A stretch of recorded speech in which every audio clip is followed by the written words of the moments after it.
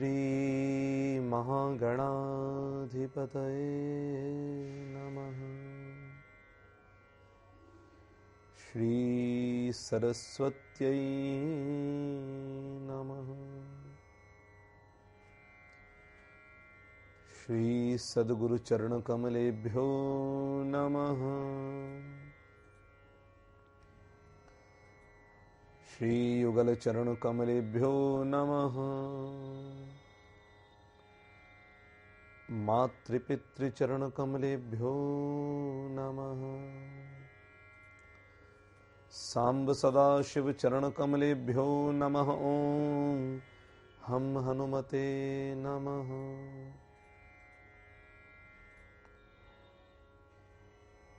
वागीशाद्या सुमनसः सर्वार्थानामुपक्रमे यमनत्वा कृतकृत्यास्यु तं नमामि गजाननम्। वर्णानामर्थसङ्घानां रसानां छन्दसामपि मङ्गलानां च कर्तारौ वन्दे वाणी विनायकौ। भवानी शंकरौ वन्दे श्रद्धा विश्वासरूपिणौ। याभ्यां विना न पश्यन्ति सिद्धाः स्वान्तस्तमीश्वरम्। नारायणं नमस्कृत्य नरं चैव नरोत्तमं देवीं सरस्वतीं व्यासं ततो जयमुदीरये। कान्तिः सितामृषितनिन्दितशारदेन्दुर्यत्रैकतो विलसितामसिताङ्गशोभां वृन्दावनेऽपि कृतयामुनगाङ्गसङ्गं राधा मुकुन्दयुगलं तदहं नमामि। गवां हि तीर्थे वसतीह गंगा पुष्टिस्तथा तद्रजसि प्रवृद्धा। लक्ष्मी करीशे प्रणतौ च धर्मस्तासां प्रणामं सततं च कुर्यात्। सर्वे भवन्तु सुखिनः सर्वे सन्तु निरामयाः। सर्वे भद्राणि पश्यन्तु मा कश्चित् दुःखभाग् भवेत्। श्यामश्वेतारुणाङ्गा जलधरणिधरोत्फुल्लपङ्केरुहस्था मोमासा वित्रुपेता रथचरणपिनाकोग्रहुङ्कारशस्त्रा। देवाद्वित्रष्टनेत्रा जगदवन समुच्छेदनोत्पत्तिदक्षा।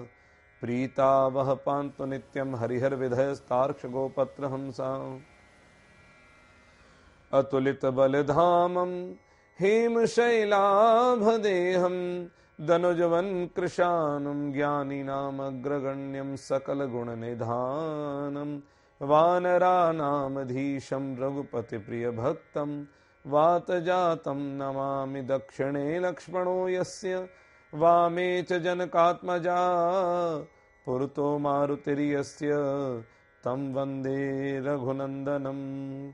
मूकं करोति वाचालं पङ्गुं लङ्घयति गिरिं यत्कृपातमहं वन्दे परमानन्दमाधवम्। भक्ति भक्त भगवंत गुरु चतुर्नाम वपु एक तिनके पद बंधन किए नासत विघ्न अनेक। बुद्धिहीन तनु जानिके सुमिरो पवन कुमार। बल बुद्धि विद्या देहु मोहि हरहु कलेश विकार। बोलो श्री कृष्णचंद्र भगवान की जय। श्री राधा माधव युगल बिहारी सरकार की जय। श्री हनुमंत लाल की जय। श्री राघवेंद्र सरकार की जय। श्री सद्गुरुदेव भगवान की जय। जय जय श्री राधे जय जय श्री सीताराम। नमः पार्वती पतये हर हर महादेव शंभु। नारायण नारायण नारायण नारायण। श्री हनुमत चर्चा में आप सभी का द्वितीय दिवस में स्वागत है। अनुराग भाव अभिनंदन है। हनुमान चालीसा बड़ा पवित्र ग्रंथ, बहुत छोटा सा एक पुस्तिका है। हर बच्चों को अपने घर में हनुमान चालीसा अवश्य पढ़ाएं। हनुमान चालीसा में लिखी हुई चौपाइयां, रामायण में लिखी गोस्वामी जी की चौपाइयां चौपाइयां नहीं है, मंत्र है। एक एक अक्षर इसका जीव के कल्याण के लिए है, क्योंकि इसमें भगवान श्री राघवेंद्र सरकार का सुयश भरा हुआ है। राम रक्षा स्तोत्र का जब पाठ करते हैं तो चरितम रघुनाथस्य शतकोटि प्रविस्तरम एकैकमक्षरम पुंसाम महापातक नाशनम। भगवान राम के अनन्य सेवक, अनन्य भक्त, अनन्य दास श्री हनुमंत लाल का चरित्र, उनकी लीला, भगवान का एक एक अक्षर ही जीव के बड़े बड़े पातक माने पाप को भी शमन करने वाला है। ऐसे श्री हनुमंत लाल के चरित्र के लिए हम लोग यहां पर विराजमान हैं। देखिए, कल चर्चा चल रही थी हनुमान चालीसा का आरंभ गुरु को प्रणाम करने से, गुरु के चरणों की रज को प्राप्त करने की भावना के साथ में आरंभ हुआ।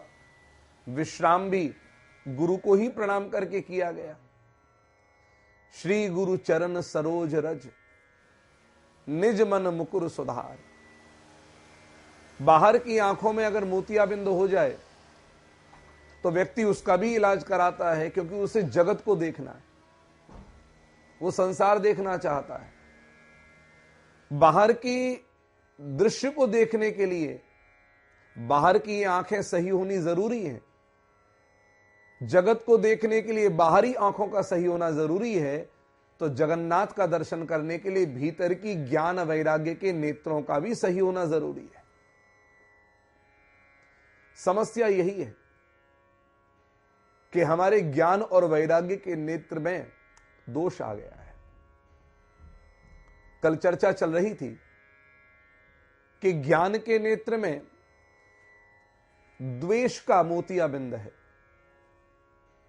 और वैराग्य के नेत्र में राग का मोतियाबिंद है। और यही कारण है कि भगवान सर्वत्र होता हुआ भी दिखाई नहीं दे रहा। परमात्मा तो सर्वत्र है, हरि व्यापक सर्वत्र समाना, प्रेम ते प्रकट हो ही में जाना। वो सर्वत्र भगवान है, तो जो सर्वत्र है वह वहां भी है, यत्र तत्र सर्वत्र है, भीतर भी बैठा है, बाहर भी बैठा हुआ है। लेकिन विचार करो कि सब जगह बैठने वाला परमात्मा दिखाई क्यों नहीं दे रहा? ऐसा क्या हो गया? बोले कैसे नहीं दिखाई दे रहा? क्यों नहीं दिखाई दे रहा? जैसे हवा में पानी होते हुए भी, वायुमंडल में पानी है कि नहीं? बोले बिल्कुल है, लेकिन वायुमंडल में पानी होता हुआ भी हमें नेत्रों से दिखाई नहीं देता। अब विचार करने की बात है, हवा होते हुए भी आंखों से दिखाई नहीं देती, परंतु हवा का अनुभव जरूर होता है। और हवा का अनुभव भी तब होगा जब सेंसेशन होगा। आपकी त्वचा में सेंसेशन पावर होगी।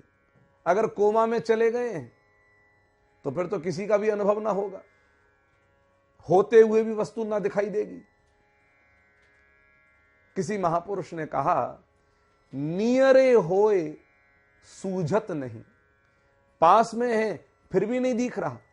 नियरे होए सूझत नहीं, लानत ऐसी जिंद, तुलसी या संसार को भयो मोतिया बिंद। इस संसार को मोतिया बिंद हो गया है, इसलिए तो परमात्मा दिखाई नहीं दे रहा। आप देखो, अंधे सूरदास ने देख लिया परमात्मा। बाहर के नेत्र जिनके फूटे हैं वो भी परमात्मा का दर्शन कर लेते हैं, और हम लोग नहीं देख पा रहे। सूरदास की बड़ी प्रसिद्ध कथा आती है। ठाकुर का दर्शन करने के लिए ब्रजधाम में जब सूरदास जी मंदिर में गए, नित्य दर्शन करने जाते, तो लोगों में बड़ा एक चाव था कि अंधा भगवान के मंदिर में आकर के क्या करेगा, अंधे का क्या काम। और ठाकुर जी की ओर और महाराज मुख करके, और सूरदास जी तो भाव विवल हो जाया करते थे। इस दृश्य को जब लोग देखते थे तो सूरदास की ख्याति बढ़ने लगी। गोस्वामियों ने देखा, ओ हो मंदिर में अपनी ख्याति बढ़ाने के लिए आ रहा है, भगवान भगवान तो दिखता नहीं, अंधे को कहां दिखेगा। तब सूरदास से कहा गोस्वामियों ने, अरे सूरदास, तुझे भगवान भगवान तुझे कुछ आंखों से दिखता तो है नहीं, तू तो अंधा है, तो ये नाटक क्यों करने आता है मंदिर के भीतर? भगवान तुझे कैसे दिखेगा, आंखों से तुझे कुछ दिखता नहीं। तब सूरदास ने मुस्कुरा करके कहा, गोस्वामी जी बात ऐसी है कि भगवान दिखे न दिखे इन बाहरी आंखों से, लेकिन भगवान हमको तो देखता ही है, और हमको देखने से कम हमारी नाम की एक हाजिरी लग जाती है कि अंधा सूरदास भी दर्शन करने के बहाने मंदिर में आ गया, हाजिरी लगाने आया हूं। लेकिन तू रोता है जिस प्रकार से, लगता है कि ठाकुर जी को निहार रहा है। बोले ठाकुर जी कृपा करते हैं तो उनका दर्शन हो जाता है। तो गोस्वामी जी ने कहा कि महाराज अब एक काम करें, इसकी परीक्षा लेनी पड़ेगी, इस अंधे को भगवान का दर्शन होता है कि नहीं होता। और सूरदास जी महाराज जब मंदिर में अगले दिन आए तो भगवान को पीतांबर पहनाया गया, पीले वस्त्र पहनाए गए। और जब पीले वस्त्र पहनाए गए तो गोस्वामी जी ने पूछा, बता सूर, आज भगवान ने कैसे रंग की पोशाक पहनी है? सूरदास तो गदगद हो गए, हा, आंखों में अश्रुपात होने लगा। कहा कि ठाकुर जी कौन से रंग की पोशाक पहने? तो बड़ा साधारण सा उत्तर है। बोले कैसो? बोले पीत पतवारो, पीत पटवारो, श्याम सामने निहारत है। अरे भगवान को तो वस्त्र ही पीतांबर है, पीतांबरम सांद्रपयोद सौभगम। भगवान का पीतांबर ही है, वे सदा पीतांबर पहनते हैं। भगवान ने आज पीतांबर पहना हुआ है, पीले वस्त्र पहने हैं। ओ हो महाराज, चारों तरफ बड़ी वाह हो गई सूरदास की। गोस्वामियों को जलन होने लगी कि सूरदास ने देखा कैसे। फिर एक दो गोस्वामियों ने कहा, बोले भैया सुनो, हाँ ये तो कोई अपना तुक्का भी लगा सकता है, भगवान तो पीतांबर ही पहनते हैं। एक काम करें, कल भगवान को पीतांबर नहीं पहनाएंगे, दूसरे रंग का पहनाएंगे वस्त्र। बोले ठीक। अगले दिन दूसरे रंग का वस्त्र पहनाया गया। सूरदास मंदिर में आए, और जो मंदिर में आए तो सूरदास निहार करके अब तो भाव विवल हो गए, झूमने लग गए। कहा कि बता सूर, आज भगवान ने कैसे रंग की पोशाक पहनी है? बोले आज तो भगवान ने गजब ही कर दिया, निर्लज्ज हो गए। बोले मतलब? वो निर्लज्ज ऐसे हो गए कि बरसाने चले गए लगता है, और बरसाने जाकर के श्री किशोरी जी का नीला अंबर पहन करके आ गए। आज तो ठाकुर किशोरी जी के वस्त्र में शोभायमान है, दर्शन दे रहे हैं। आज भगवान नीलांबर रूप में धारण है। वाह क्या कहना। अब तो महाराज इस बार तो नीला वस्त्र पहनाया था। अब गोस्वामियों ने विचार किया, महाराज इसकी ख्याति तो बढ़ रही है, घट रही नहीं है। बोले एक काम करो, तुक्का यहां भी लग गया होगा, कल भगवान को हम कपड़े नहीं पहनाएंगे, फिर पूछेंगे सूरदास से। और सूरदास जब मंदिर में तीसरे दिन पहुंचे हैं, अब तो महाराज झूमने नहीं लगे, उछल उछल के नाचने लग गए। तो गोस्वामियों ने कहा, नाच क्यों रहा है? कपड़े का रंग बता, आज कैसे रंग के कपड़े पहने हैं? तो सूरदास नाचते हुए कहते हैं, आज हरि देखे हम नंगम नंगा, आज हरि देखे हम नंगम नंगा। महाराज आंध्रा सूरदास, जिसकी नेत्र बाहर के नहीं है, और वो भी भगवान का दर्शन कर लेता है। क्योंकि भगवान को देखने के लिए, जगन्नाथ को देखने के लिए बाहर के नेत्रों की आवश्यकता नहीं है, भीतर के नेत्र सही हो तो भगवान का दर्शन हो जाए। दृष्टि गुरु देता है। इसीलिए श्री कृष्ण अर्जुन के सामने हैं, अपने स्वरूप का दर्शन कराना चाहते हैं, और अर्जुन भगवान के उस दिव्यतम स्वरूप का दर्शन नहीं कर पा रहा। दिव्यम ददामि ते चक्षु, ये चक्षु है, ये भीतर के नेत्र हैं। इन भीतर के नेत्रों को जब मजबूत कर दिया, कृपा से भर दिया, तब जाकर के दर्शन हुआ। लेकिन भीतर के नेत्र में कोई विकार आ जाए तो क्या करना पड़ता है? बोले भीतर के नेत्र में विकार आ जाए तो गुरु के चरण कमल की रज ही कृपा करे, तब जाकर के भीतर के नेत्रों का विकार दूर हो। तो कल श्री गुरु चरण सरोज रज निज, अब ये चरणों की रज से ज्ञान वैराग्य के नेत्र ठीक हो गए, लेकिन नेत्र ठीक होने के साथ साथ दर्पण का ठीक होना भी जरूरी है। आज हम अपने नीचे अम्मा जी के कमरे में थे, तो हमने देखा क्या एक प्रकाश दीवार पर आ रहा है, अच्छा प्रकाश आ रहा है। तो कहा बिना लाइट के ये प्रकाश इतना कहां से आ रहा है। फिर हम उस प्रकाश के निकट गए और निकट जाकर जब बाहर झांका तो बाहर खड़ी हुई गाड़ी के ऊपर सूर्य की किरण पड़ रही है और उस कांच से जो रिफ्लेक्शन जा रहा है वो अंदर कमरे को प्रकाशमान कर रहा है। ओहो हो, देखो एक कितनी बड़ी महिमा है। कांच वहां पर है, सूर्य वहां पर है, प्रकाश भीतर फैल रहा है। यही गुरु की कृपा है। गुरु जीवन में प्रकाश करते हैं, शिष्य को प्रकाश के पथ पर ले जाते हैं। और प्रायः यह श्लोक सबने सुना होगा। गुरु शब्द में 2 अक्षर हैं। गु अक्षर का अर्थ है अंधकार और रू अक्षर का अर्थ है प्रकाश।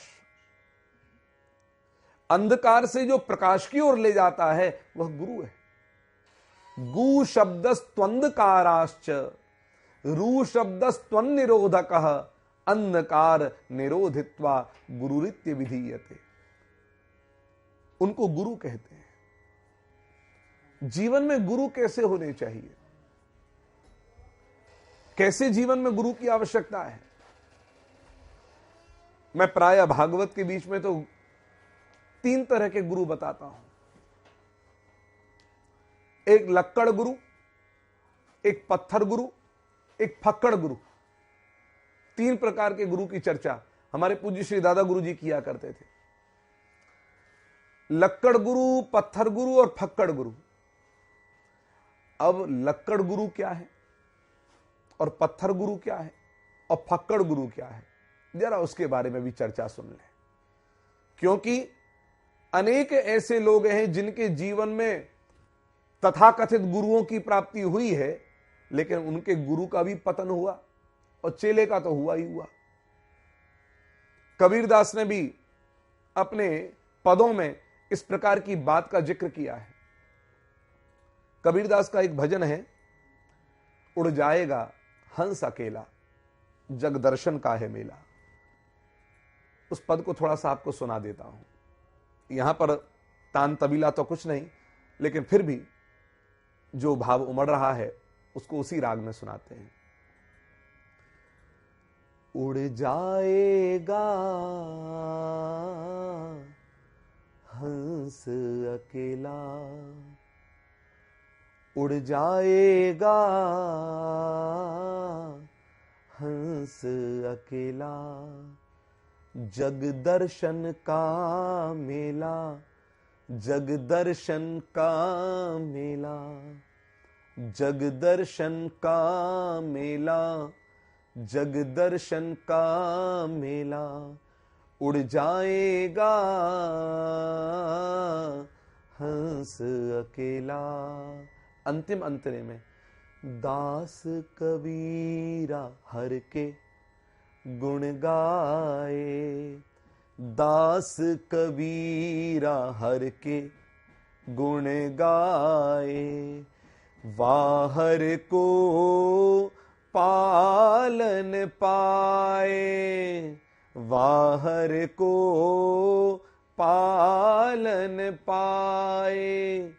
कबीरदास कह रहे हैं दास कबीरा हर के गुण गाए। वो तो शिव के गुण गा रहा है, वो तो संकट हरने वाले भगवान का गुण गा रहा है। दास कबीरा हर के गुण गाए और कहा कबीर का पालन भी उनकी कृपा से ही हो रहा है। दास कबीरा हर के गुण गाए, वाहर को पालन पाए। और तीसरी पंक्ति में जो कहा वह बहुत महत्वपूर्ण पंक्ति है। कई बार शिष्य ये कहते हुए मिलते हैं, अरे हमारे गुरुजी ने हमको बताया जी, हम तो वही कर रहे हैं जो हमारे गुरुजी ने बताया। तो कहा कि गुरु से ऊपर भी कुछ है क्या? गुरु से ऊपर भी कुछ है? बोले है। बोले क्या है गुरु से ऊपर? तो पहले गुरु की परिभाषा को समझना। तथा कथित गुरु से ऊपर सब कुछ है। बोले क्या है? बोले धर्म है। आप एक चिंतन करके देखें, श्रीमद् भागवत महापुराण में एक श्लोक है, उस श्लोक को बाद में कहूंगा, पहले एक छोटी सी कथा में चर्चा करता हूं। आपने पितामह भीष्म, जिनका नाम देवव्रत, भीष्म प्रतिज्ञा करने पर भीष्म नाम पड़ गया, उनने प्रतिज्ञा करी थी मैं ब्रह्मचारी रहूंगा। समस्त देवी देवताओं को साक्षी करके प्रतिज्ञा करी थी, तभी तो जाकर के उनके पिता का विवाह हुआ था मत्स्यगंधा से। यह प्रतिज्ञा करने के बाद में जब अंबा, अंबिका और अंबालिका का हरण और विचित्रवीर और चित्रांगद का विवाह का क्रम चला, उसमें अंबिका और उसने परशुराम से, महाराज उसने एक कन्या थी जिसने कह दिया कि मैं तो किसी और से प्रेम करती हूं और मैं तो जबरदस्ती आप लेकर के आए हैं मुझे। तो कहा कि ठीक है, तुम किसी और से प्रेम करती हो तो जाओ, छोड़ दिया उसे। वो अपने प्रेमी के पास में जाती है और प्रेमी कहता ना ना हम स्वीकारेंगे नहीं अब तुमको। बोले क्यों नहीं स्वीकारोगे? बोले हमारी आंखों के आगे तुम्हारा कोई हरण करके चला गया, हम देखते रह गए, कुछ ना कर सके उसके आगे। अब हमारे आगे जिस स्त्री का हरण हो चुका हो उस स्त्री को हम स्वीकार नहीं सकते। प्रियतम ने मना कर दिया। अब बेचारी लौट करके आई तो यहां पर कहा हमने तो छोड़ दिया था तुमको, अब छोड़ दिया तो हम ना स्वीकारेंगे। उधर प्रियतम ना स्वीकारे, इधर ये ना स्वीकारे, इधर समाज ना स्वीकारे। बड़ी बेइज्जती नारी की हो रही है। महाराज परशुराम के पास जाकर के शिकायत करी, चरण पकड़ लिए। अब ब्राह्मण बेचारे पैरों के बड़े कमजोर होते हैं। परशुराम ने आव देखा ना ताव देखा, उसकी बात पर कह करके ठीक है चिंता ना करो, हम बुलाते हैं और तुम्हारा विवाह भीष्म से होगा। हमने कह दिया अब तो ऐसा ही होगा। और पितामह भीष्म तो अपनी प्रतिज्ञा से बंधे। महाराज परिणाम यह हुआ कि अपने गुरु की आज्ञा का पालन भी यहां पर न किया भीष्म ने। कह दिया गुरुदेव आपकी प्रत्येक आज्ञा सिरोधारी है, सिर पर है, लेकिन यहां पर धर्म आ रहा है, आप बताओ प्रतिज्ञा कैसे छोड़ू? कहा कि गुरु की आज्ञा है। बोले गुरुदेव ये प्रतिज्ञा अनेकानेक देवी देवताओं को साक्षी करके ली है, आप मेरे धर्म को छोड़ने की बात कर रहे हैं। धर्म नहीं छोड़ सकता, आप और आज्ञा दो तो करने को तैयार हूं। तो बोले दो ही आज्ञा है। बोले या तो इस बात को मान करके विवाह कर लो और नहीं तो फिर हमसे युद्ध कर लो। बोले दूसरी आज्ञा स्वीकार करता हूं, अगर ऑप्शन है मेरे पास में तो दूसरी आज्ञा स्वीकार है। और पितामह भीष्म ने जो युद्ध किया है परशुराम को प्रसन्न कर डाला। आहा। और महाराज गुरु चेला तो गुरु चेला ही है। जो धर्म के पथ पर डटा हुआ है वह गुरु भी, और जो धर्म के पथ पर डटा हुआ है ऐसा शिष्य भी। महाराज लीला करने के लिए सब लीलाएं करते हैं, अंत में गुरु चिलवा को तो एक ही होना है, एक ही हो गए। अब ये चली गई महाराज रूठ करके, ये तो शिव जी की तपस्या करके आगे शिखंडी के रूप में जन्म लेकर के आई। महाराज धर्म सबसे ऊंचा होता है। इसलिए श्रीमद् भागवत में एक बात लिखी, क्योंकि जिसके जीवन में धर्म चला गया उसके जीवन से सब कुछ चला गया। धर्म बचेगा तो सब बचेगा। अर्जुन के घोड़ों की लगाम श्री कृष्ण पकड़ करके चलाते हैं। विश्व के मालिक हैं, विश्व के मालिक हैं, और घोड़ों की लगाम पकड़ करके चला रहे हैं। अर्जुन ऑर्डर देता है कृष्ण को, सेनयोर उभयोर मध्य रथम स्थापयामि अच्युत, हे अच्युत मेरा रथ सेना के मध्य में ले जाओ। और विश्व का मालिक उस ऑर्डर को फॉलो करता है। क्यों? अर्जुन से भगवान कृष्ण ने जब ये बात पूछी कि अर्जुन तेरे घोड़ों की लगाम अपने हाथ में पकड़ करके मैं सारथी बना, कारण क्या है? बोले तुम मेरे भाई हो, मित्र हो, सखा हो, इसी कारण से। बोले नहीं। बोले फिर? बोले तूने अपने जीवन में धर्म को अपना बड़ा भाई बना रखा है। धर्मराज युधिष्ठिर, तेरे जीवन में धर्म बड़ा भाई है, इसलिए तेरा कृष्ण घोड़ों की लगाम पकड़ करके रथ दौड़ा रहा है युद्ध के मैदान में। इसका अर्थ क्या हुआ? इसका अर्थ यह है कि हमारे जीवन में भी रथ है, हमारे जीवन में भी घोड़े हैं, हमारे जीवन में भी लगाम है, लेकिन ये लगाम हमारे हाथ में कर रखी है हमने। और हम तो महाराज ये लगाम बेलगाम हो गई है। ये घोड़े हमको कहीं और दौड़ा करके ले जा रहे हैं। बोले तो कृष्ण क्यों नहीं पकड़ते? बोले कृष्ण पकड़ने को तैयार हैं, सारथी बनने को तैयार हैं, लेकिन उसके लिए एक काम करना पड़ेगा, जीवन में धर्म को अपना बड़ा भाई बनाना पड़ेगा। धर्म सबसे ऊपर हो।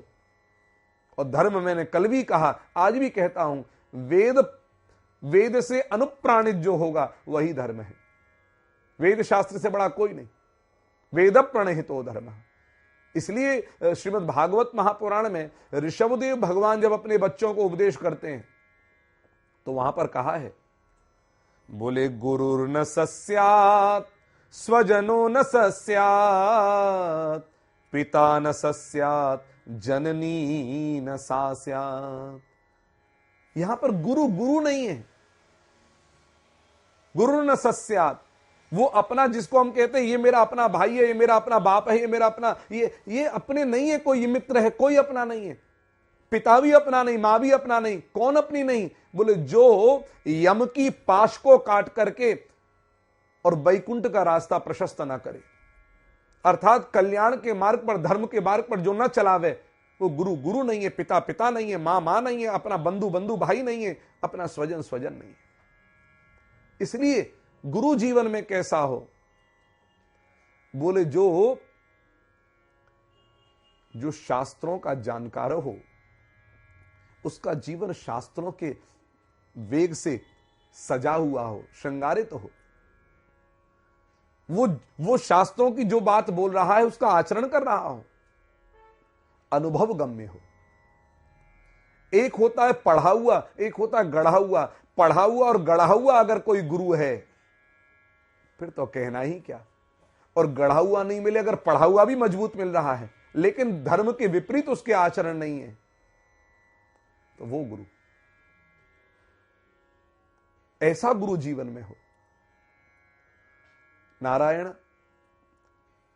गुरु की जीवन में आवश्यकता है, लेकिन जब कोई गड़बड़ तथाकथित गुरु प्राप्त हो जाए तब कबीरदास कह रहे हैं, दास कबीरा हर के गुण गाए, वाहर को पालन पाए, गुरु की करनी गुरु जाएगा, गुरु की करनी गुरु जाएगा, चेला की करनी चेला उड़ जाएगा,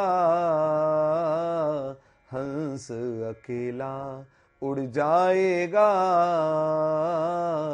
हंस अकेला, जगदर्शन का मेला, जगदर्शन का मेला। तो जीवन में गुरु शास्त्र सम्मत बात को कहने वाला हो, पढ़ा हो, गढ़ा हो, क्या कहना। नारायण, तो एक गुरु है लक्कड़ गुरु, एक गुरु है पत्थर गुरु, एक गुरु है फक्कड़ गुरु। लक्कड़ गुरु लकड़ी की तरह, जैसे शब्द लकड़ी, लक्कड़, लकड़ी की नाव होती है, नाव में जो कोई बैठता है लकड़ी उसको पार कर देती है, नाव उसको पार कर देती है। तो कहा जीवन में गुरु कैसा हो? जो भवसागर पार कराने वाला हो। गुरु बिनु भव निधि तरई न कोई, जो बिरंची शंकर सम होई, गुरु बिनु भव निधि। गुरु ही पार कराएंगे।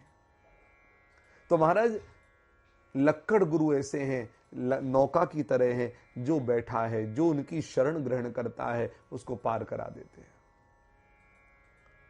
शरणागति जरूरी है। शरणागति के बिना, अब गुरु भी जीवन में है और उसमें पूर्ण शरणागति भी नहीं है तो भी कल्याण नहीं होगा।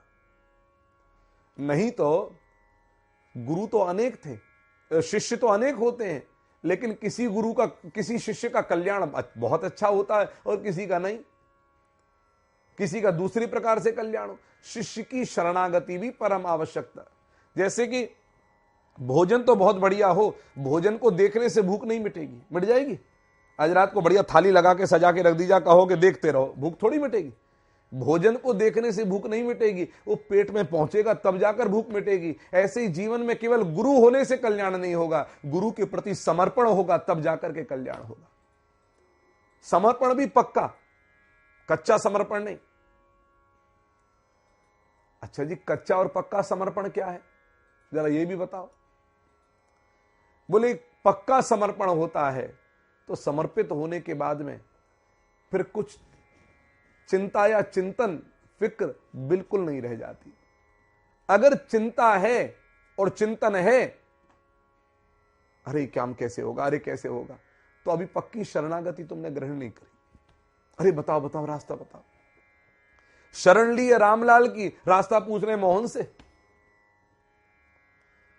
भगवत गीता में अर्जुन भगवान को गुरु रूप में स्वीकार करते हैं, और गुरु रूप में स्वीकार करने के साथ साथ शरणागत भी होते हैं।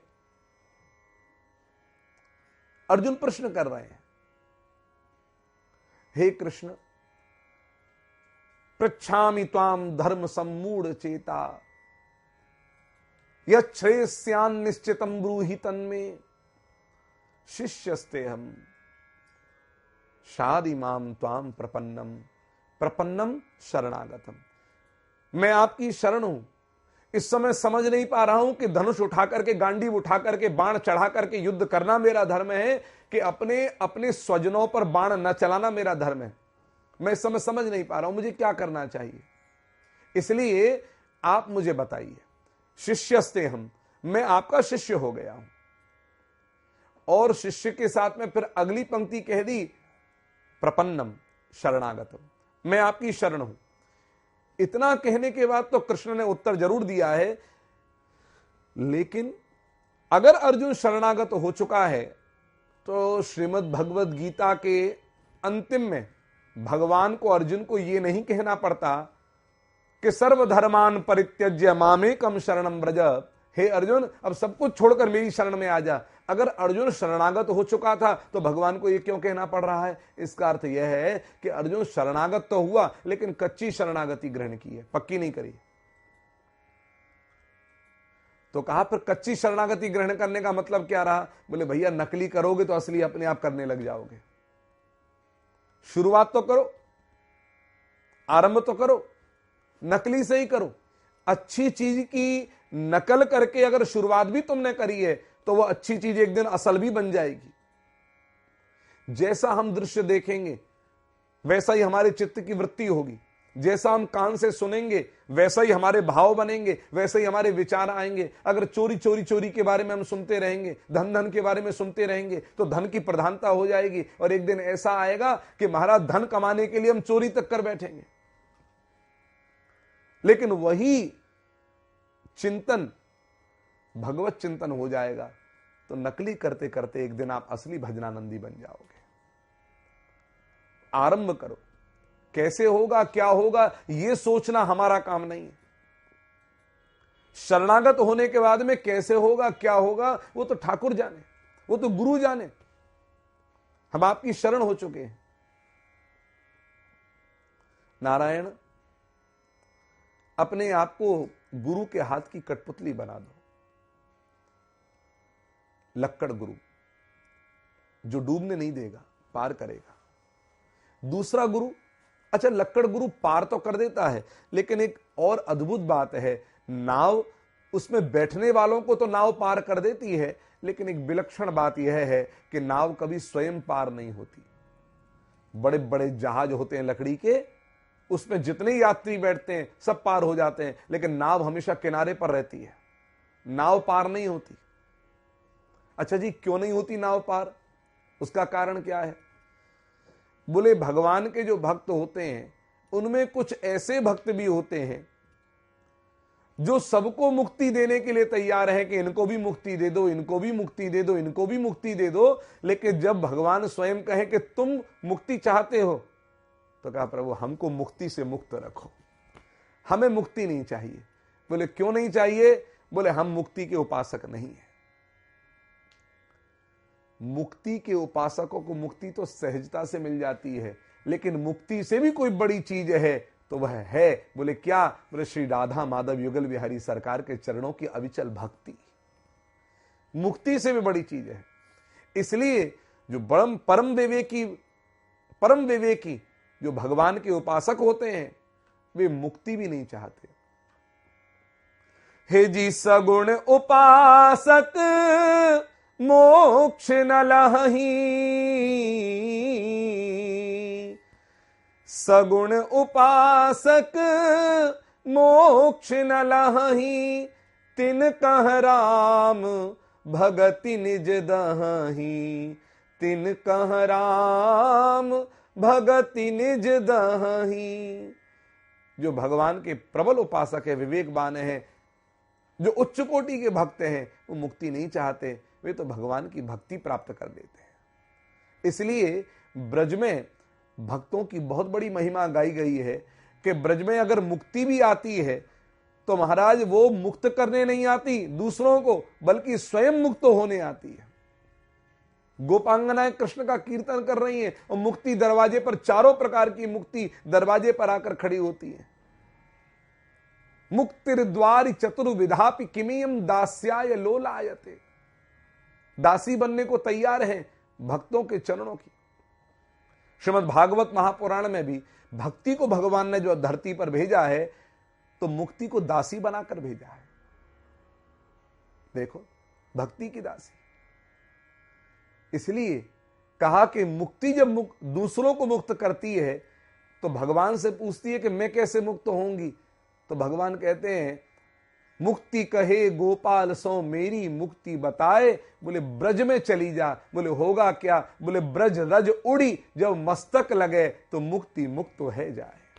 ये ब्रज की रज उड़ करके मस्तक लगे कि मुक्ति तू भी मुक्त हो जाएगी।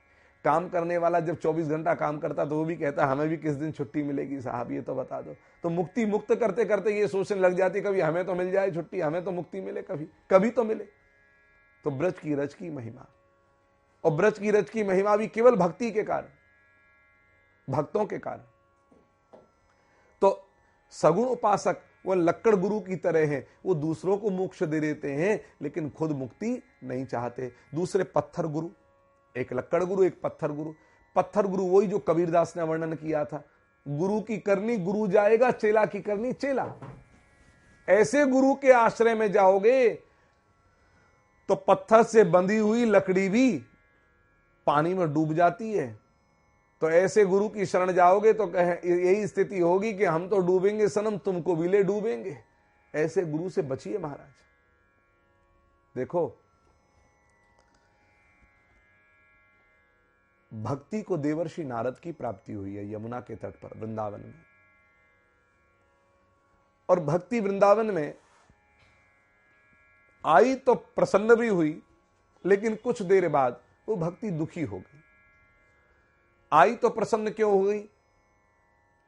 द्रविड़ देश में पैदा हुई भक्ति, कर्नाटक में पली बड़ी भक्ति, महाराष्ट्र में भी रही हुई भक्ति, जब गुजरात में वृद्धावस्था को प्राप्त होती है और ज्ञान वैराग्य जो भक्ति के पुत्र हैं वे भी वृद्धावस्था को प्राप्त हो जाते हैं, तब भक्ति वृंदावन में आती है। और वृंदावन में आते ही भक्ति के सारे सफेद बाल काले हो जाते हैं, झुर्रियां गाल की चली जाती हैं और भक्ति एकदम जवान हो जाती है। भक्ति प्रसन्न हो गई, नाचने लग गई और महाराज बड़े बड़े प्रेम से नाचती है।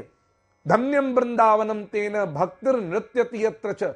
नाचते नाचते नाचते नाचते जब भक्ति की दृष्टि नीचे ज्ञान और वैराग्य पर पड़ी तो भक्ति उदास हो गई। क्यों? बोले मां तो जवान हो गई लेकिन बच्चे तो बूढ़े के बूढ़े रहे। घटते जरठा माता तरणऊ तनय आविती। ये कहीं पर देखा जाता है कि मां तो जवान हो और बच्चे बूढ़े हो, तब भक्ति दुखी हो जाती है। और ऐसी दुखित भक्ति के जीवन में यमुना के तट पर अनेक गंगा यमुना सरस्वती आदि नदियां जो सेवा में लगी हुई हैं, उन सबके आंखों के सामने देवर्षि नारद का आगमन होता है, जिनको पुकार करके भक्ति रोकती है। नारद जी सारी बात सुनते हैं, भक्ति को विदेश, भक्ति छोड़कर देश जाना चाहती है, नारद जी रोक लेते हैं। लेकिन अद्भुत बात यह है, जब भक्ति के दुखों को दूर करने की बात आती है तो नारद जी कितना बढ़िया सूत्र देते हैं। नारद भी गुरु है, नारायण के 24 अवतारों में एक अवतार है। भक्ति चिंता ना करो, तुम्हारा दुख दूर हो जाएगा, तुम्हारा दुख दूर होगा। कैसे दुख दूर होगा? आजकल के अगर पत्थर गुरु से कोई पूछे, गुरुजी हम बड़े दुखी हैं कैसे दूर होगा, तो चिलवा के मुड़वा पर गुड़वा रखते हो, चेला के मुड़ पर अपना गुड़ा रख करके अरे बच्चा तेरा दुख दूर हो जाएगा जा। हमारे परम पूज्य आचार्य श्री कृपाशंकर रामायणी जी वो कहते हैं, पहले ऐसा गुरु अपना कल्याण तो कर ले, दूसरों का कल्याण बाद में करेगा। देवर्षि नारद जैसे स्वयं नारायण के 24 अवतारों में एक हैं, वो क्या कहते हैं, हे भक्ति तुम्हारा दुख दूर हो जाएगा। द्वितीय अध्याय का प्रथम श्लोक क्या है, आहा वृथा खेदय से बाले अहो चिंता तोरा कथम श्री कृष्ण चरणाम भोजम। श्री कृष्ण के चरणों का स्मरण कर, होगा क्या, दुखम गमिष्यति। भगवान के चरणों का स्मरण कर, श्री कृष्ण के चरणों का स्मरण कर, तेरा दुख दूर हो जाएगा। जितने भी संसार में जीव हैं, भगवान के चरण, गुरु के चरण, और यहां तो गुरु के चरण ही नहीं, गुरु के चरण कमलों की रज की प्राप्ति की बात की गई है। श्री गुरु चरण सरोज रज, नेत्रों के विकार को दूर करने के लिए। तो गुरु में लक्कड़ गुरु, पत्थर गुरु और तीसरा फक्कड़ गुरु। फक्कड़ गुरु तो विलक्षण है, बोले खुद तो परमहंस की कोटि में है, अर्थात खुद तो मुक्त ही है, लेकिन एक बार किसी पर दृष्टिपात कर दें तो उसका भी जीवन मुक्त कर देते हैं, जो चाहे वो मिल जाता है, कल्पद्रुम है। तो नारायण श्री गुरु चरण सरोज रज, गुरु के चरणों की रज की इतनी बड़ी महिमा है कि ज्ञान वैराग्य के नेत्रों में आया हुआ द्वेष और राग का मोतियाबिंद रोग को दूर करे और साथ में मन के दर्पण को भी साफ करे। निज मन मुकुर सुधारी। अच्छा, नेत्रों को सही करना चाहते हो, दर्पण को स्वच्छ करना चाहते हैं गोस्वामी तुलसीदास जी, क्यों करना चाहते हैं, कारण क्या है? हमारे नेत्र जैसे हम ठीक है, हम बाहर की दुनिया देख ही रहे हैं, क्यों करना चाहते हैं? तब अगली पंक्ति में कहते हैं, बोले इसलिए करना चाहता हूं, बरनऊ रघुवर बिमल जसु। मैं राम जी का निर्मल यश गाना चाहता हूं। कितनी बढ़िया सूत्र है, भगवान का निर्मल यश गाना चाहते हैं और भगवान का यश गाने के लिए अपने नेत्रों के विकार को दूर करना चाहते हैं और मन के दर्पण को साफ करना चाहते हैं। मन का दर्पण साफ हो, नेत्रों का विकार दूर हो, द्वेष राग ये सब विकार दूर हो, तब जाकर के भगवान का गुणगान इस जिह्वा से कोई गा सकता है। इसके बिना संभव ही नहीं है। बरनऊ रघुवर बिमल जसु। और मैं यहां पर स्पष्ट करना चाहूंगा, गोस्वामी तुलसीदास जी ने बहुत साफ साफ स्पष्ट संकेत कर दिया है कि मैं राम जी का विमल यश गाऊंगा। विमल यश गाने का अर्थ है मैं ऐसा यश बिल्कुल नहीं गाऊंगा जिसको दुनिया अपनी छोटी अल्प बुद्धि से समझ ना सके, जिसमें भगवान के ऊपर कोई किंतु परंतु लगावे। मैं गुलाब दूंगा दुनिया को, राम जी की चरित्र की खुशबू का गुलाब दुनिया को दूंगा, लेकिन कांटों को हटा हुआ, बिना कांटों का, कांटे लगा हुआ गुलाब ना दूंगा। इसलिए गोस्वामी तुलसीदास जी ने श्री रामचरितमानस में कहीं पर भी सीता त्याग के प्रसंग की चर्चा नहीं की है। कितनी विलक्षण बात है। इसको कहते हैं पूरी तरह से पार्शियलिटी, पक्षपात। एकदम राम जी का निर्मल यश गाना भी चाहता हूं और गाऊंगा, गुरु की कृपा से गाऊंगा। राम जी का जो चरित्र है वो क्या है? गोस्वामी तुलसीदास जी बोलते हैं राम जी का चरित्र ये तो महाराज धागा है। और गोस्वामी तुलसीदास जी अपनी कविता को मोती कहते हैं। राम जी के चरित्र को तो धागा कहते हैं और अपनी कविता को मोती कहते हैं। तो कहा अपनी कविता रूपी मोती राम जी के चरित्र रूपी धागे में पिरोऊंगा। देखो, बोले जुगुति वेद पुनि पोयहि, जुगुति वेद पुनि पोयहि, रामचरित वर ताग। ताग माने धागा। मैं बड़ी युक्ति के साथ में राम के चरित्र के धागे में अपनी कविता रूपी मोती को पोने वाला हूं। अद्भुत बात। अब यहां पर एक बड़ी आश्चर्य की बात है, राम जी के चरित्र को तो धागा बना दिया, रामचरित बर ताग, और अपनी लेखनी को, कविता को और मोती बना दिया। अब बताओ मोती की कीमत ज्यादा है कि धागे की? मोती की कीमत ज्यादा है। तो अपनी कविताओं को गोस्वामी तुलसीदास जी ने तो बना दिया मोती और राम जी के चरित्र को बना दिया धागा, सस्ता। तो ये तो बात उचित नहीं है। रामचरित बर ताग जुगति वेद पुनि पो यहां ही, ऐसा भैया क्यों किया? बोले बात ऐसी है, धागे में और मोती में कीमत में भले ही अंतर दिखाई देता हो, लेकिन धागे में दोष नहीं है और मोती में दोष है। बोले क्या दोष है? बोले मोती में छिद्र है। मोती में छिद्र है और धागा उस छेद को ढकने का काम करता है। मैं राम जी के चरित्र को यदि मोती कहता तो उसमें छेद करना पड़ता, लेकिन राम जी के चरित्र में कहीं कोई छेद है ही नहीं है, इसलिए राम जी के चरित्र को मोती ना कह करके मैंने रामचरित वर ताग, मैंने राम जी के चरित्र को धागा कहा है। मैथिली शरण गुप्त लिखते हैं, श्री राम तुम्हारा चरित स्वयं ही काव्य है, कोई कवि बन जाए यही संभाव्य है। राम तुम्हारा चरित्र स्वयं ही काव्य है और कोई कवि बन जाए यही संभाव्य है। राम जी का चरित्र ऐसा है, इसको गाने वाला, इसको पढ़ने वाला वो कवि ववि होना तो अभी कवि बन जाए। गोस्वामी तुलसीदास जी तो कहते हैं कि हम कवि नहीं है, रामचरितमानस में लिखते हैं, और चतुर भी नहीं है कि पंक्तियां जोड़ जोड़ के बना दे। जैसी टूटी फूटी मति है उसके अनुसार बस अपने अपने बनाते चले जा रहे हैं। ये तो धागे की महिमा है। और एक बात और सुने, मोती की तो संख्या होगी, गिनती होगी, अंत होगा, लेकिन धागा कैसा है? बोले धागा अनंत है। मोती गिन सकते हो, 10 मोती है, 15 मोती है, 50 मोती है, 700 मोती है, लेकिन धागा, बोले धागा तो कितना भी हो बढ़ाते चले जाओ, धागे की कोई कमी नहीं है। तो राम जी का चरित्र धागे के समान अनंत है। क्यों? बोले राम अनंत है, हरि अनंत है, तो हरि का चरित्र, हरि की कथा भी अनंत है। हरि अनंत, हरि कथा अनंता। और उस अनंत भगवान की धागे में कितने भी मोती पोते चले जाओ, जितने चाहो उतने मोती कविताओं के पोते चले जाओ, तो महाराज ये बड़ी कृपा है कि धागा अनंत है। राम जी का चरित्र निर्मल है, मोती नहीं है, उसमें कोई छिद्र नहीं। राम जी जैसा निर्मल चरित्र, राम जी जैसा पात्र, राम धरती पर अवतार लेकर के आए। अगर राम जी के चरित्र में थोड़ा बहुत भी दाग होता तो गौतम ऋषि की पत्नी अहिल्या राम जी के चरण कमल की रजना चाहती।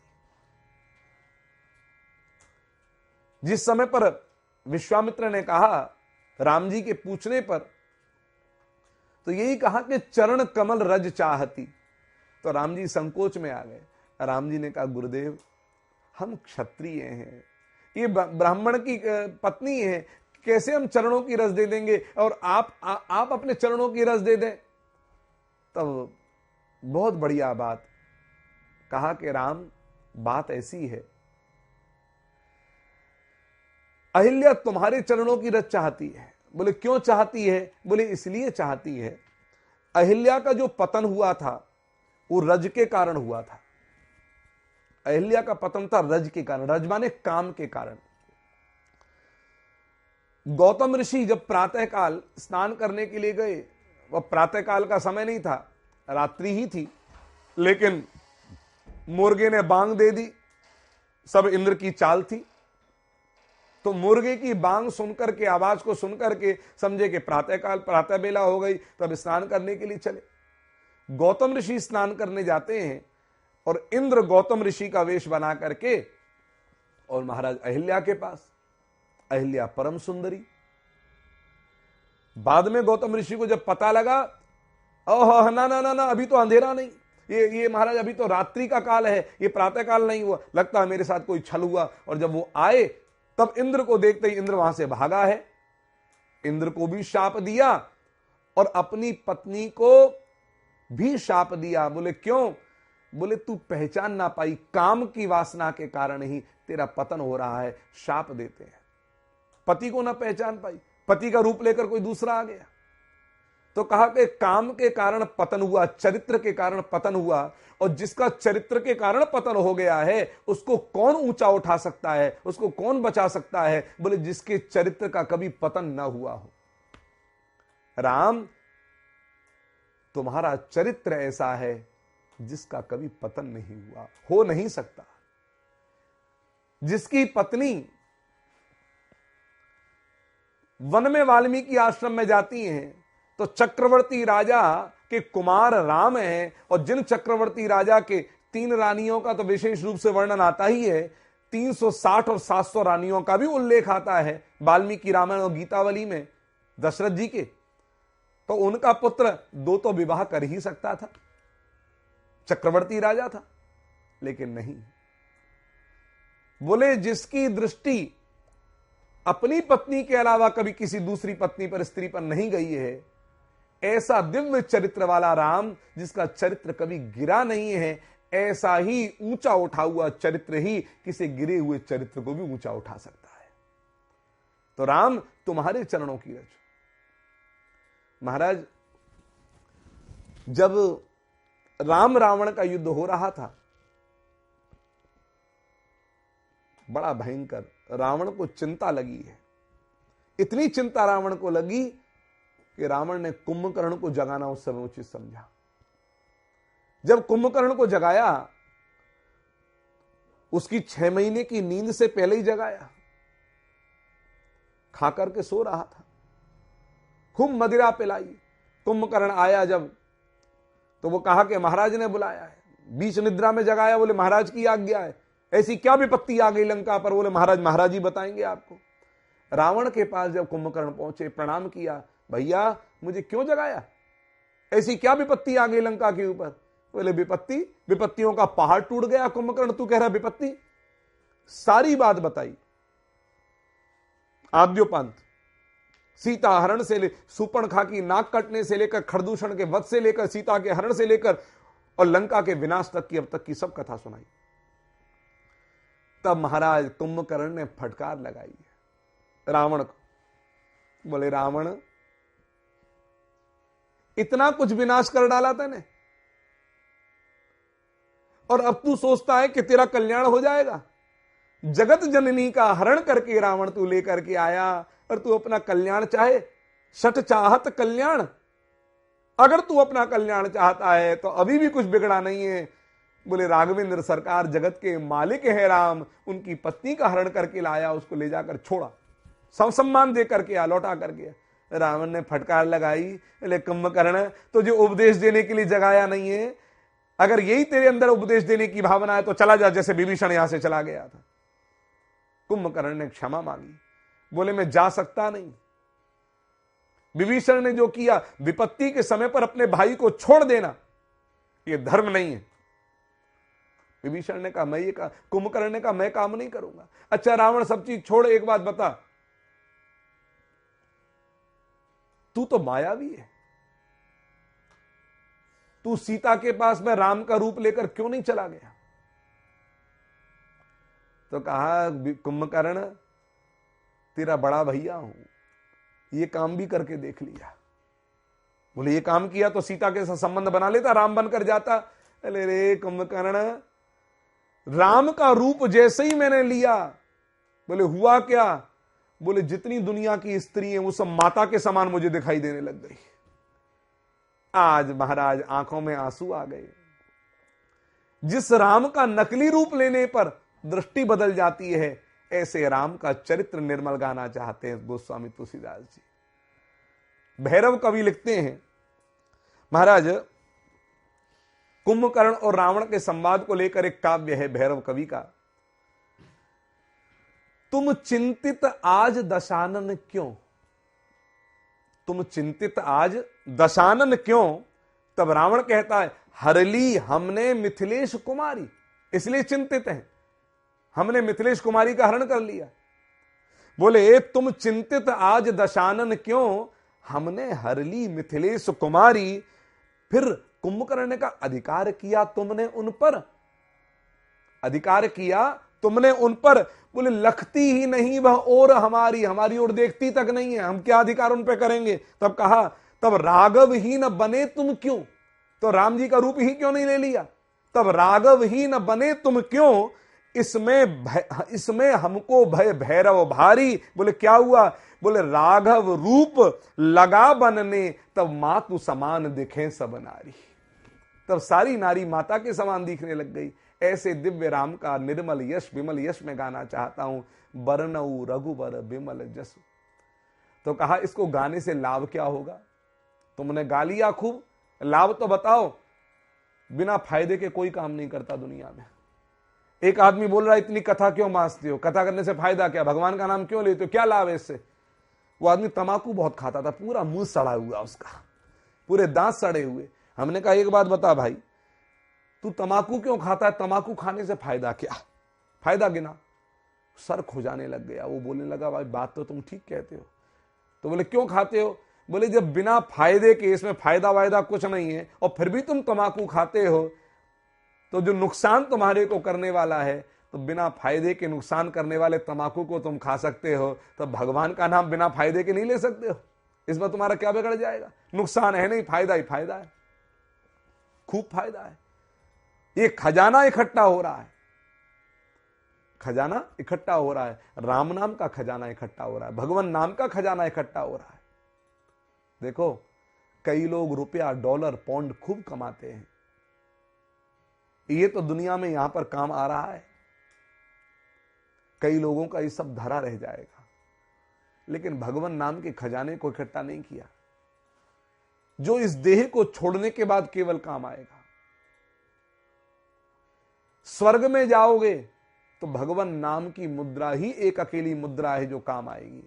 स्वर्गेस्ति नारायण नाम मुद्रा, न ताम बिना कापिक तिरनरस्य। बिना भगवान नाम की मुद्रा के उसका कल्याण होने वाला नहीं। फिर भी संसार के प्राणियों को गोस्वामी तुलसीदास जी जानते हैं, ये सब के सब कामना वाले प्राणी हैं, बिना फायदे के कुछ नहीं करेंगे। तो गोस्वामी तुलसीदास जी लिखते हैं आरंभ में, बरनऊ रघुवर विमल जसु, जो दायक फल चारी। एक लाभ नहीं है, दो लाभ नहीं है, तीन लाभ नहीं है, चार चार फल, चार चार लाभ हैं। इस हनुमान चालीसा को, राम जी के सुयश को गाने वाले के जीवन में चार फायदे हैं। बोले कौन से चार फायदे हैं? बोले चार फल की प्राप्ति हो जाएगी। बोले कौन से चार फल हैं? बोले धर्म, अर्थ, काम और मोक्ष। राम जी का यश गाने वाले के जीवन में धर्म भी प्राप्त होगा, अर्थ भी प्राप्त होगा, काम भी प्राप्त होगा और मोक्ष भी प्राप्त होगा। अब कैसे प्राप्त होगा इसकी चर्चा हम कल करेंगे, आज नहीं। धर्म, अर्थ, काम, मोक्ष राम जी के चरित्र से कैसे प्राप्त हो सकता है, और उसके बाद आगे के दोहे की चर्चा करते हुए अभी हम यहां पर भगवान नाम 2 मिनट का लेंगे। हनुमान चालीसा करते हुए बड़े प्रेम के साथ में मैं एक बात और कहना चाहूंगा। जो लोग हनुमान चालीसा करते हैं उन लोगों को जो लाभ होता है बहुत अच्छी बात है, लेकिन आप हमारा कहां मानो। हनुमान चालीसा करने वाले जितने हनुमान के उपासक हैं, वे हनुमान चालीसा से पहले संकट मोचन जरूर करें, बिल्कुल करना चाहिए। हनुमान जी को जो शाप लगा हुआ है, उनके बल भूल जाने का संकट मोचन करके हनुमान जी के बल को स्मरण कराओ, और फिर उसके बाद हनुमान चालीसा करो। बाल समय रवि भक्षि लियो, तब तीनहु लोक भयो अंधियारो, ताही सो त्रास भयो जग को, यह संकट काऊ सो जात न टारो, देवन आनी करी बिनती, तब छाणी दियो रवि कष्ट निवारो, को नहीं जानत है जग में कपि संकट मोचन नाम तिहारो। ये हनुमान अष्टक करके, ये संकट मोचन का अष्टक करके, और इसके बाद में हनुमान चालीसा करो, जीवन में कई गुना ज्यादा लाभ प्राप्त होगा। आइए हनुमान चालीसा करते हुए भगवान नाम लेते वाणी को विश्राम देते हैं। श्री गुरु चरण सरोज रज निज मन मुकुर सुधारि, बरनऊ रघुवर विमल जसु, जो दायक फल चारि। बुद्धिहीन तनु जानिके, सुमिरौ पवन कुमार, बल बुद्धि विद्या देहु मोहि, हरहु कलेस बिकारी। सभी प्रेम से गाएं। जय हनुमान ज्ञान गुण सागर, जय कपीस तिहु लोक उजागर। राम दूत अतुलित बल धामा, अंजनी पुत्र पवन सुत नामा। महावीर विक्रम बजरंगी, कुमति निवार सुमति के संगी। कंचन वरण विराज सुबेसा, कानन कुंडल कुंचित केसा। हाथ वज्र और ध्वजा विराज, कांधे मूज जनेऊ साज। शंकर सुवन केसरी नंदन, तेज प्रताप महाजगवंदन। शंकर स्वयं केसरी नंदन, तेज प्रताप महाजगवंदन। विद्यावान गुणी अति चातुर, राम काज करिबे को आतुर। प्रभु चरित्र सुनिबे को रसिया, राम लखन सीता मन बसिया। सूक्ष्म रूप धरि सियहि दिखावा, विकट रूप धरि लंक जरावा। भीम रूप धरि असुर संहारे, रामचंद्र जी के काज संवारे। लाए सजीवन लखन जी आए, श्री रघुवीर हर्षि उर लाए। रघुपति कीनी बहुत बड़ाई, तुम मम प्रिय भरत ही संभाई। सहस बदन तुम रोजस गावे, अस कहि श्रीपति कंठ लगावे। सनकादिक ब्रह्मादि मुनीसा, नारद सारद सहित अहिसा। जम कुबेर दिगपाल जहाते, कवि कोविद कह सकहि कहाते। तुम उपकार सुग्रीव ही कीना, राम मिलाए राजपद दीना। तुमरो मंत्र विभीषण माना, लंकेश्वर भय सब जग जाना। जुग सहस्र जोजन पर भानु, लील्योताहि मधुर फल जानु। प्रभु मुद्रिका मेलि मुख माहि, जलधि लांगे गए अचरज नाही। दुर्गम काज जगत के जेते, सुगम अनुग्रह तुम रे तेते। राम दुआरे तुम रखवारे, होत न आज्ञा बिनु पैसारे। सब सुख लहे तुम्हारी सरना, तुम रक्षक काहू को डरना। आपन तेज संवारो हाँपे, तीनों लोक हाँकते कांपे। भूत पिशाच निकट नहीं आवे, महावीर जब नासै रोग हरे सब पीरा। जपत निरंतर हनुमत वीरा, संकट ते हनुमान छुड़ावे। मन क्रम वचन ध्यान जो लावे, सब पर राम तपस्वी राजा। तिनके काज सकल तुम साजा, और मनोरथ जो कोई लावे। सोई अमित जीवन फल पावे, चारों जुग परताप तुम्हारा। है पर सिद्ध जगत उजियारा, साधु संत के तुम रखवारे। असुर निकंदन राम दुलारे, अष्ट सिद्धि नवनिधि के दाता। असबर दीन जानकी माता, राम रसायन तुमरे पासा। सदा रहो रघुपति के दासा, तुमरे भजन राम जी को पावे। जन्म जन्म के दुख बिसरावे, अंत काल रघुवर पुर जाई। जहाँ जन्म हरि भक्त कहाई, और देवता चित्त न धरई। हनुमत से सर्व सुख करई, संकट कटे मिटे सब पीरा। जो सुमिरे हनुमत बलबीरा, जय जय जय हनुमान गोसाई। कृपा करहु गुरुदेव की नाई, जो सत बार पाठ कर कोई। छूट ही बंदी महासुख होय, जो यह पढ़े हनुमान चालीसा। होय सिद्धि साखी गौरी सा, तुलसीदास सदा हरि चेरा। की जय नाथ हृदय मह डेरा, तुलसीदास सदा हरि चेरा। की जय नाथ हृदय मह डेरा। पवन तनय संकट हरन, मंगल मूर्ति रूप। राम लखन सीता सहित, हृदय बसौ सुरभूप सियावर। रामचंद्र की जय, पवन सुत हनुमान की जय। उमापति महादेव की जय, बोलो रे भाई सब संतन की जय। बोलो रे भाई सब भक्तन की जय। श्री राम जय राम जय जय राम, श्री राम जय राम जय जय राम, श्री राम जय जय राम।